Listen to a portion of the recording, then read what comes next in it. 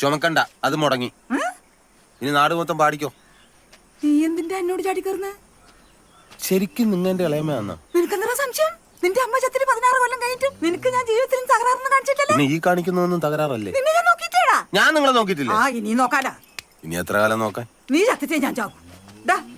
നിന്റെ ജാതകത്തിൽ ഇപ്പൊ കല്യാണം നടന്നിട്ടെങ്കിൽ ഇനി 45 കഴിഞ്ഞിട്ടേ ഇല്ലു. അതുവരെ നമുക്ക് അങ്ങോട്ടും ഇങ്ങോട്ടും നോക്കിയിരിക്കാം.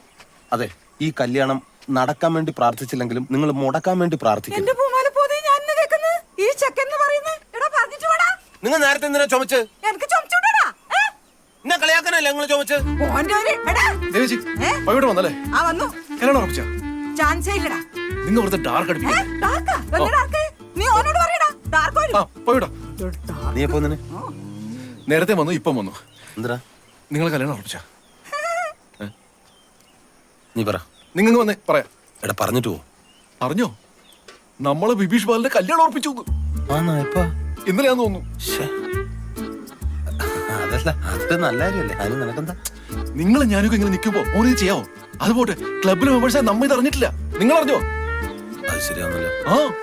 അവന്മാരൊക്കെ ഇപ്പൊ എവിടെയുണ്ട്? ക്ലബില്. നമ്മളെ സംവിധായകനോ? കിരണോ?